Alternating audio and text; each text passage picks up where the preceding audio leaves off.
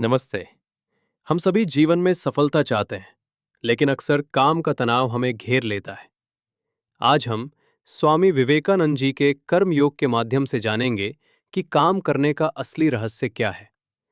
ये एक ऐसी यात्रा है जो आपके काम को बोझ से बदलकर मुक्ति का मार्ग बना देगी। चलिए शुरू करते हैं। आज की दुनिया भागदौड़ से भरी है। हम लगातार काम कर रहे हैं, लेकिन क्या हम वास्तव में खुश हैं? समस्या काम नहीं है, समस्या है हमारी इच्छाओं और आसक्तियों का जाल। हम काम में इतना खो जाते हैं कि हम भूल जाते हैं कि हम ये क्यों कर रहे हैं। बिना रहस्य को जाने किया गया काम हमें केवल थकाता है, मुक्त नहीं करता। स्वामी विवेकानंद कहते हैं कि मनुष्य के जीवन का अंतिम लक्ष्य पैसा या सुख नहीं, बल्कि ज्ञान है। इसी ज्ञान से हमें मुक्ति मिलती है। हम जो भी छोटा या बड़ा काम करते हैं, उसका असली मकसद हमें इस परम स्वतंत्रता की ओर ले जाना होना चाहिए। लेकिन स्वतंत्रता का मतलब क्या है? इसका मतलब मनमानी करना नहीं है। सच्ची स्वतंत्रता वो है जब हम अपनी ही इंद्रियों के गुलाम न हो, जब हमारा मन शांत हो और बाहरी दुनिया हमें विचलित ना कर सके। वही असली आज़ादी है। तो कर्म योग क्या है? आमतौर पर हम फल की इच्छा से काम करते हैं, जैसे पैसा या नाम। ये हमें बांधता है। लेकिन कर्म योग हमें सिखाता है कि काम के लिए काम कैसे किया जाए। ये साधारण काम को एक आध्यात्मिक साधना में बदलने की तकनीक है। कर्म योग का सबसे बड़ा लाभ है चित्त शुद्धि, यानी मन की सफाई। जैसे साफ पानी में ही आकाश का प्रतिबिंब दिखता है, वैसे ही शुद्ध मन में ही ईश्वर या आत्मा का दर्शन होता है। हमारा काम सिर्फ एक डिटर्जेंट है जिससे हम अपने मन के मैल को धोते हैं। दुख का कारण क्या है? वो है आसक्ति। जब हम परिणाम से चिपक जाते हैं, तो सफलता मिलने पर अहंकार आता है और असफलता मिलने पर डिप्रेशन। ये एक चक्र है जो हमें बार बार जन्म मरण के बंधन में फंसाता है। इसका समाधान क्या है? स्वामी जी कहते हैं, अनासक्ति, नॉन अटैचमेंट।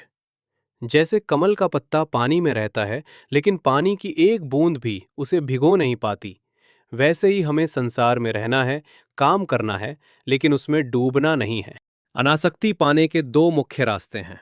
पहला है बुद्धिमानों या तार्किक लोगों के लिए, जिसे ज्ञान योग या विवेक का मार्ग कहते हैं। इस रास्ते पर चलने वाला व्यक्ति अपनी बुद्धि की तलवार से खुद को अलग करता है। वो हर काम करते समय सोचता है, मैं करता नहीं हूं, मैं केवल साक्षी हूं। वो अपनी आत्मा को अपने शरीर और मन के कार्यों से अलग देखता है। दूसरा रास्ता उनके लिए है जिनका दिल भावनाओं से भरा है। ये है भक्ति का मार्ग। हे प्रभु, ये सब तेरा है। वो अपने हर काम और हर परिणाम को ईश्वर के चरणों में समर्पित कर देता है। जब मैं और मेरा मिट जाता है, तो अहंकार अपने आप खत्म हो जाता है और कर्म बंधन नहीं बनता। स्वामी विवेकानंद ने सिखाया कि ये रास्ते अलग नहीं हैं। एक आदर्श चरित्र वो है जिसमें ज्ञान का प्रकाश, भक्ति का प्रेम और कर्म की शक्ति तीनों का संगम हो। हमें इन तीनों को अपने जीवन में संतुलित करना चाहिए। कर्म योग का अभ्यास कैसे करें? पहली सीढ़ी है आत्म संयम, सेल्फ कंट्रोल। अगर हम अपनी इंद्रियों को नहीं रोक सकते, तो हम अपनी इच्छाओं के गुलाम बने रहेंगे। एक कर्म योगी अपने मन की लगाम को कसकर पकड़ता है। दूसरी सीढ़ी है एकाग्रता। अर्जुन की तरह सिर्फ लक्ष्य पर नजर। हमें अपने मन को बाहरी शोर से हटाकर इंट्रोवर्शन अपने काम पर पूरी तरह केंद्रित करना सीखना होगा, चाहे कितनी भी बाधाएं क्यों ना आए। ज्ञान को गहरा करने के लिए 3 कदम जरूरी हैं। श्रवण, सच्चाई को सुनना। मनन, उस पर गहराई से सोचना। और निदिध्यासन, उसे ध्यान में उतारना। इससे ज्ञान केवल शब्दों में नहीं, हमारे आचरण में आ जाता है। अंत में सबसे बड़ी शक्ति है प्रेम।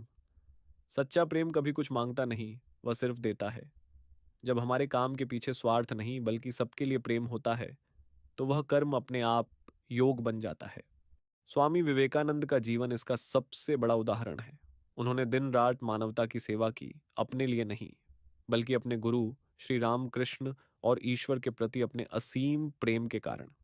उन्होंने दिखाया कि घोर कर्म के बीच भी परम शांति कैसे पाई जा सकती है। तो दोस्तों, याद रखें, हमारा लक्ष्य है मुक्ति, हमारा तरीका है निस्वार्थ कर्म, हमारा हथियार है संयम और हमारा ईंधन है प्रेम। यही कर्म योग का सार है।